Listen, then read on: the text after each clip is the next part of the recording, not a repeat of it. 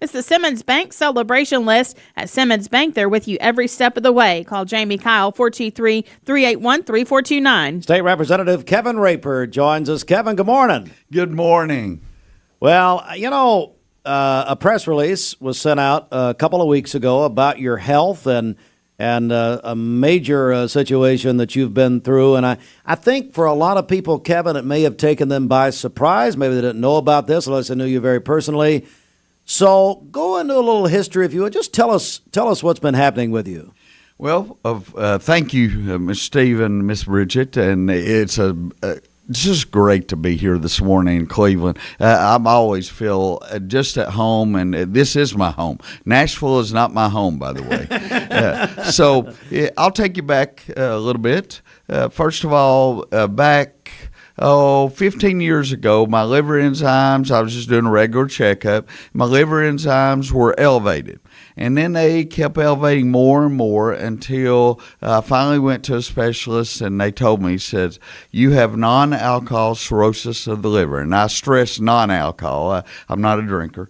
And so from that point on, we just sort of developed a plan, but they told me ultimately the only cure is a liver transplant.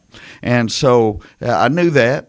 But I wasn't concerned. I knew that God had it all in His hands, and so whatever His plan for me was, I'm great with.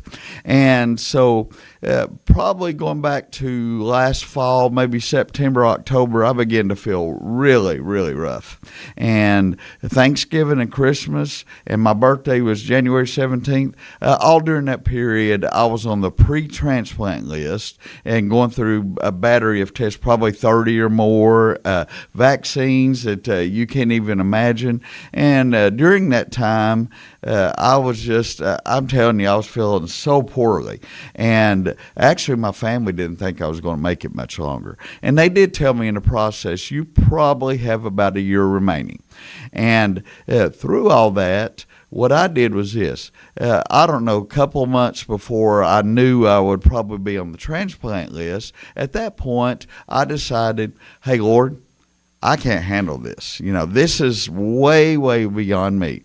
And I just turned it all over to Him. Number one, I want to be a part of His plan every day. But not only that, I want to be in His will. And I told the Lord, I said, Lord, if your plan is to take me on, hey, I'm even more blessed. And I said, all I can ask is this: if you decide to take me on, then please help my family cope. And other than that, that's my only wish. And so you wouldn't believe how He's taken this over. I mean, step by step, every person that I meet, every doctor, nurse, I mean, it's just been unbelievable. And to give you how this has been such a miracle, I went on the transplant list on a Tuesday, and on that Saturday night, I got a call. I was already in bed here in Cleveland, and I got the call that quickly. And so we took off to Nashville, and it's usually a 3-hour drive. It was a 2 because state troopers went to their jurisdiction. We made another one, and we got to Nashville at Vanderbilt Emergency Room in 2 hours. Right. And so God bless the state troopers. And so through all this, it has just been such a great experience. And you may say, a liver transplant, a great experience. It's been such a great experience because all the outreach of everyone. In addition to that, how God has just completely taken over my life and orchestrated every bit of this. And I'll give you one example before I tell you about transplant and beyond. One miracle that He performed was part of all that pre-transplant process. One of the things I had to do was this. I had to have a heart cath. They told me that during some of the testing, a CT test and so on, that they had discovered that I had one blockage and maybe 2 in my heart. So what they were going to do is a 2-part heart cath where at the first part of it, they were going to go in and do more or less an exploratory. And I even asked them before they did that, I said, hey, what if you just find one blockage? Will you go ahead and stent it? They said, yes, one. But they said 2 or more, no. And they said, frankly, we expect 2 or more because we've actually seen one and we think we've seen a shadow of another one. I said, okay, whatever your plan is. And so I went into that. They, on a heart cath, they don't completely knock you out.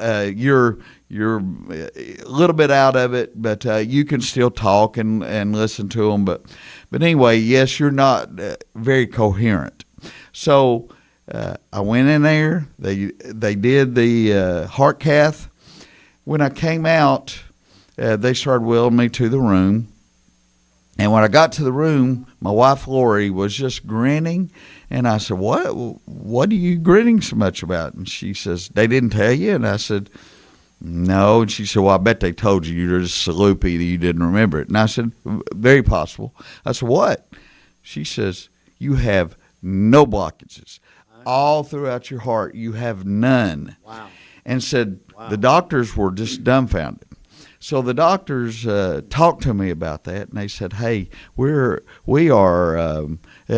just absolutely dumbfounded. What a coincidence!" And I said, "I want to stop you right there." I said, "The God I believe in, that's not a coincidence." I said, He orchestrates everything. He can change anything on the spur of a moment. So from that point on, I have just been ultimately blessed.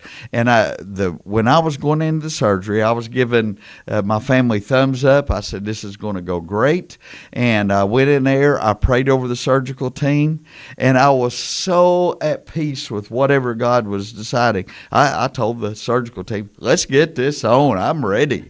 And so anyway, afterward, everything's been a blessing. I mean, wow. I have not had really for certain any kind of setbacks, minor things that they'll do adjustment on my medicine or so on, but as a whole, God just continues to bless me, and I give Him all the glory. It's just unbelievable how He orchestrates doctors in my life and just gives so much attention. So I'm a blessed human being. I want to say we're joined, if you're just joining us, we cross the hour. I want to say hello, say good morning to you, but also State Representative Kevin Raper joins us. And when we got the press release, I said, Kevin, who I've known most of my life, I said, Kevin, you've got to come in and really testify and really give a testimony about what the Lord has done for you. And I also, I got to tell you, and Bridget probably will agree with me here, last time you were here, Kevin, it was last November. Yes. And you've just told us how you were struggling at that time.